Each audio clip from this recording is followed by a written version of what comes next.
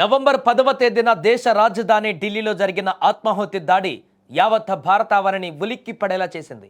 ఎర్రకోట సమీపంలో జరిగినటువంటి ఈ అమానుష ఘటనలో 12 మంది అమాయక పౌరులు ప్రాణాలు కోల్పోయారు.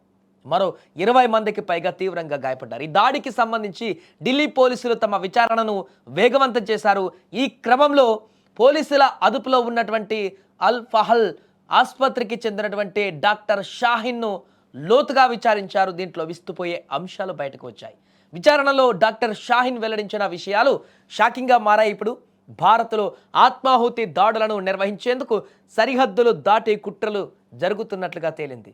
ముఖ్యంగా పాకిస్తాన్కు చెందిన జైషే మొహమ్మద్ ఉగ్రవాద సంస్థ ఈ దాడుల వెనుక ఉన్నట్లు మరోసారి స్పష్టమైంది.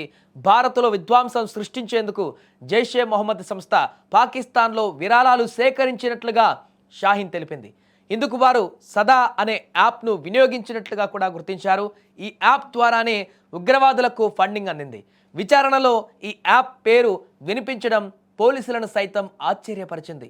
ముఖ్యంగా మరింత మంది ఆత్మాహుతి బాంబర్లను తయారు చేయాలనే లక్ష్యంతో జైషే మొహమ్మద్ పెద్దలు పాకిస్తాన్ ప్రజలకు పిలుపునిచ్చారు. ఈ కుట్రలో భాగస్వామ్యం అయ్యేందుకు ఒక్కొక్కరు సుమారు 20,000 పాకిస్తానీ రూపాయలు విరాళంగా ఇవ్వాలని కూడా కోరారు. కేవలం మతభావాలను రెచ్చగొట్టి అమాయక ప్రజల నుంచి ఈ చందాలు వసూలు చేస్తున్నారు. అలాగే ఈ యొక్క చందాల ద్వారా వచ్చినటువంటి డబ్బులతో భారత్ పైన పూర్తిగా దాడులు చేయడానికి, అక్కడ ఇలాంటి వ్యక్తులను తయారు చేసి వారికి ప్రోద్బలం చేయడానికి, వారికి డబ్బులు అప్పచెప్పడానికి ఇవన్నీ కూడా వారు యాప్ ద్వారా ఈ యొక్క కార్యక్రమాలు చేస్తున్నట్టుగా గుర్తించారు.